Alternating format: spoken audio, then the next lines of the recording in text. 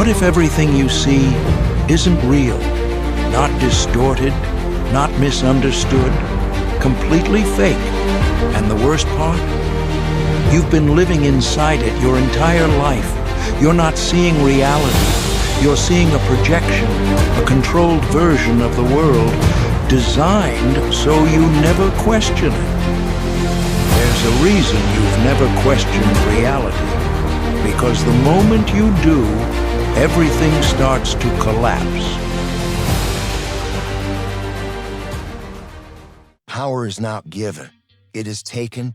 It moves in silence. It controls perception.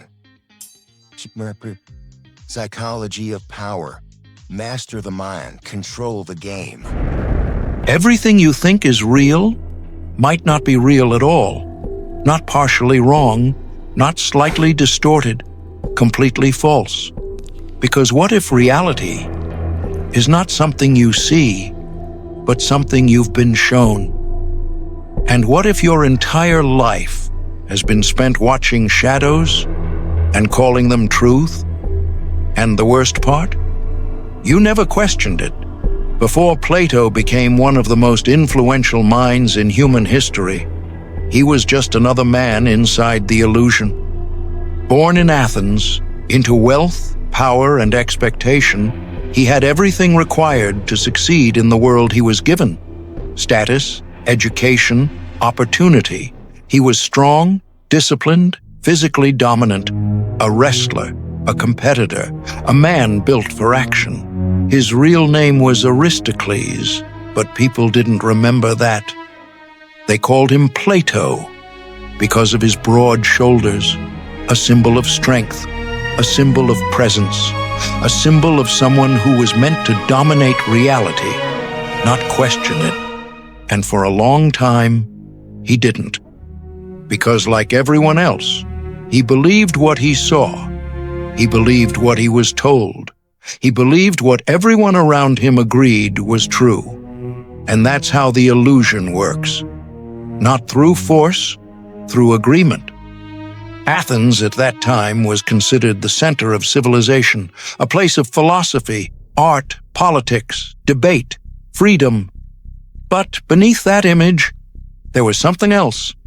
Instability, manipulation, contradiction, because the same society that praised wisdom also condemned it. The same system that claimed justice could destroy a man for asking questions.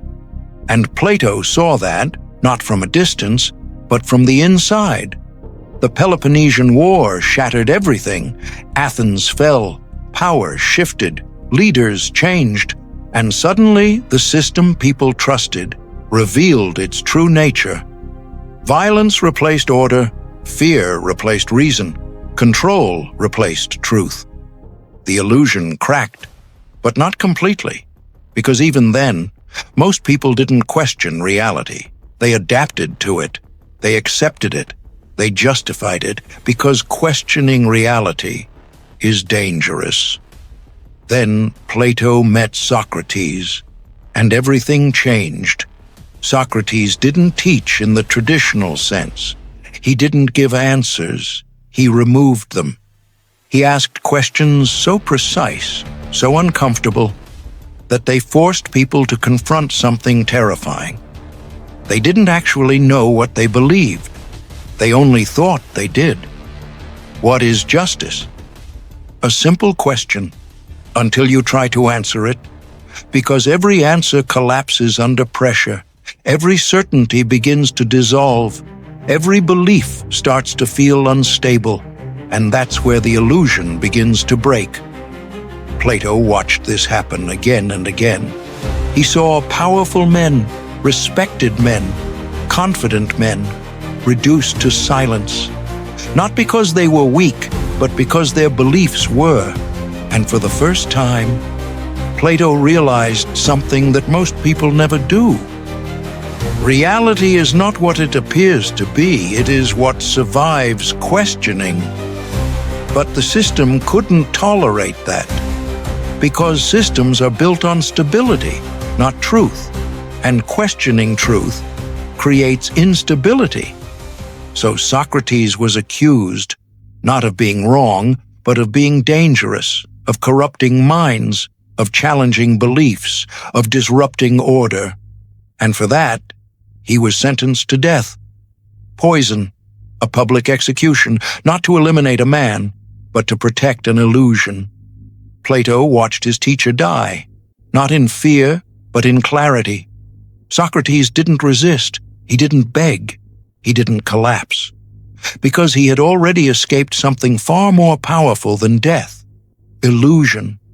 That moment destroyed Plato's world, because if a society can kill the one man seeking truth, then what does that say about reality? That's when Plato turned away from politics, not because he lacked ambition, but because he understood something deeper. Power without truth is just control. And that's when he created the most dangerous idea in philosophy. Imagine this.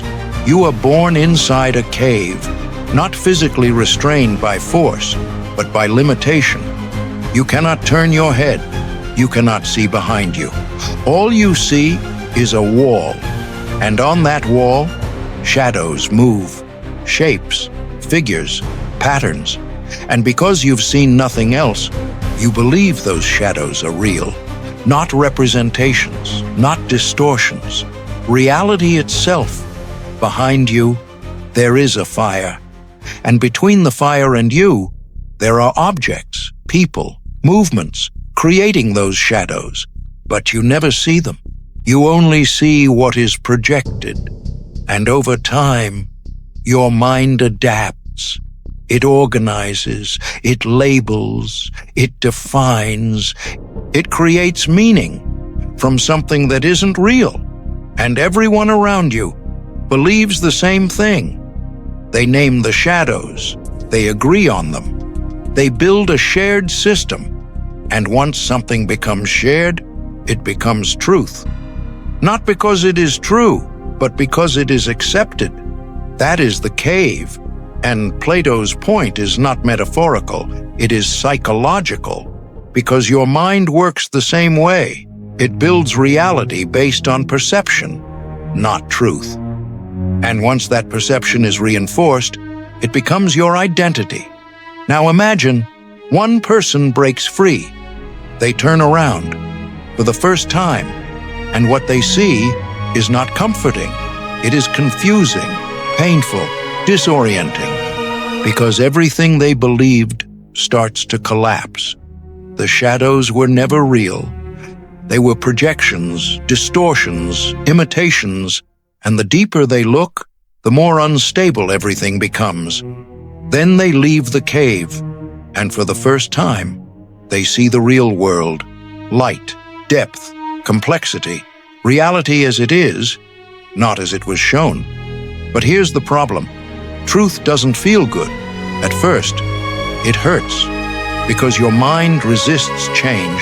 It protects stability, even if that stability is false. And once this person understands reality, they face a choice: stay outside or go back.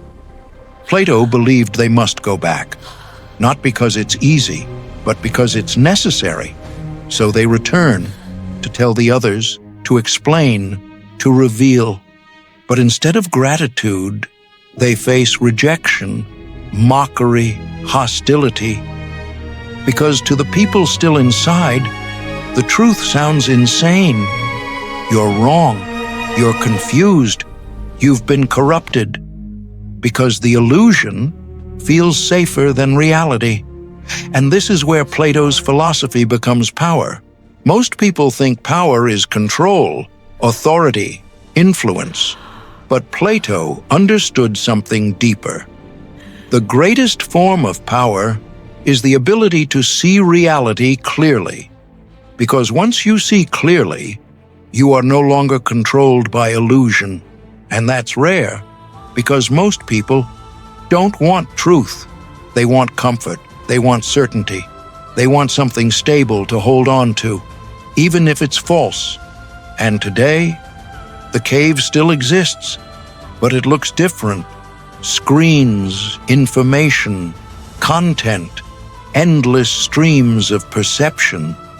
People no longer stare at shadows on walls, they stare at pixels, feeds, narratives, and just like before, they believe it, they defend it, they build identities around it, because the mechanism hasn't changed, only the form. And the question Plato leaves you with is not philosophical, it's personal. Are you seeing reality, or are you seeing what you've been shown? Because you can't have both. You can't stay comfortable and see clearly. You can't remain inside the cave and understand the world outside it. At some point, you have to choose, and that choice has a cost, because once you see the truth, you lose the illusion. And without illusion, there is nothing to protect you from reality, no certainty, no simplicity, no comforting narrative, only responsibility. Plato didn't give answers, he removed false ones, and what remains is not easy. It's real. And now, you're left with the same position as the prisoner who turned around. You can ignore it, return to the shadows, pretend nothing changed, or you can face it and accept that everything you thought was real might not be. Because in the end, the most dangerous thing Plato ever said was not about reality. It was about you. You were never trapped. You stayed because it was easier than seeing the truth.